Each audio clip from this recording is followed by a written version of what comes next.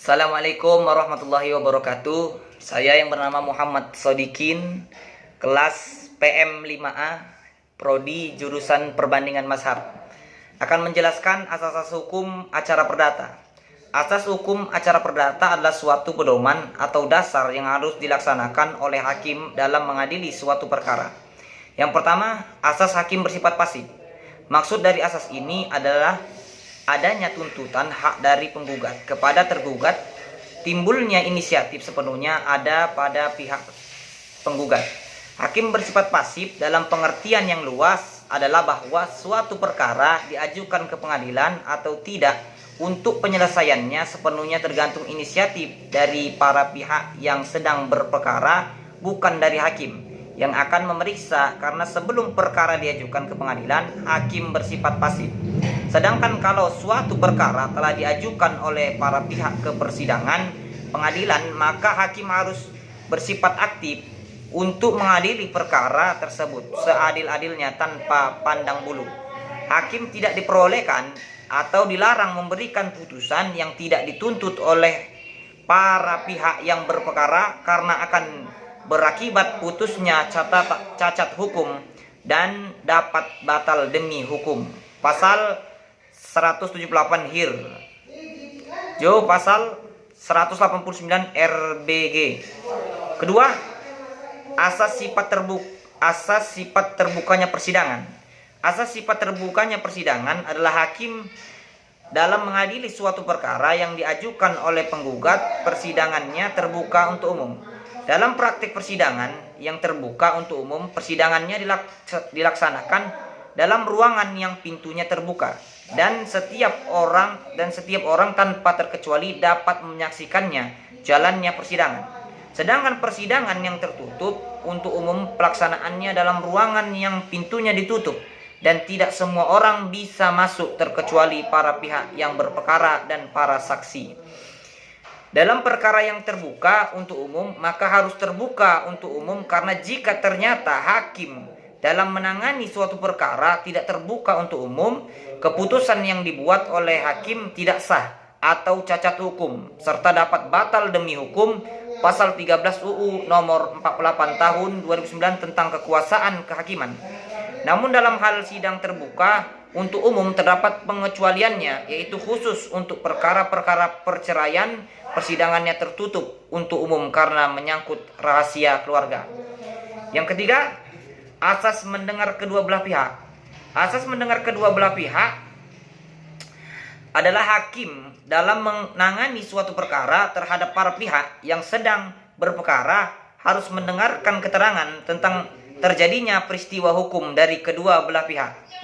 Dalam memberikan keputusan, hakim tidak boleh hanya berdasarkan keterangan salah satu pihak saja, terkecuali jika tergugat setelah dipanggil dengan patut 2 kali berturut-turut tidak hadir dan tidak memerintahkan wakil atau kuasa hukumnya serta tidak mempergunakan haknya untuk digelar keterangannya, hakim dapat memberikan putusan first take. Tapi jika setelah hakim memberikan putusan first take dan ada perlawanan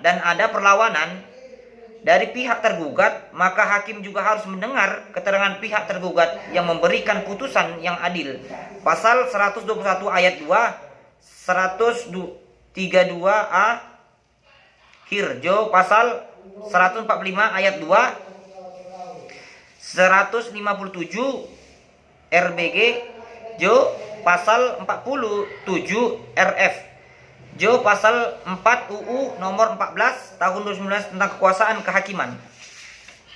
Jika dalam keterangan yang diberikan oleh para pihak belum mendapatkan gambaran tentang duduk perkara yang sebenarnya, maka hakim karena jabatannya mempunyai hak untuk memerintahkan para pihak yang berperkara menghadirkan para saksi yang mendengar, mengalami dan menyaksikan langsung terjadinya peristiwa hukum. 4. Asas bebas dari campur tangan para pihak di luar pengadilan. Maksud dari asas ini adalah hakim pengadilan dalam memberikan keputusan terhadap para pihak yang berperkara harus berdasarkan keyakinan dan tidak boleh terpengaruh dengan pihak lain di luar pengadilan. Hakim wajib menjaga kemandiriannya dalam hal memberikan keputusan tanpa terpengaruh oleh pihak lain di luar pengadilan, sekalipun pengaruh itu dari pejabat negara bahkan presiden sekalipun. Tetap hakim tidak boleh terpengaruh. Lihat pasal 1 angka 1, pasal 3 ayat 1 dan 2 UU nomor 48 tahun tentang kekuasaan kehakiman. Hakim dalam memberikan keputusan harus berdasarkan bukti-bukti dan keyakinannya tanpa terpengaruh oleh pihak lain di luar pengadilan. Yang kelima, asas sederhana, cepat, dan biaya ringan. Maksud dari asas ini adalah hakim dalam mengadili suatu perkara harus berusaha semaksimal mungkin untuk menyelesaikan perkara dalam tempo yang tidak terlalu lama sehingga tidak memakan biaya yang banyak.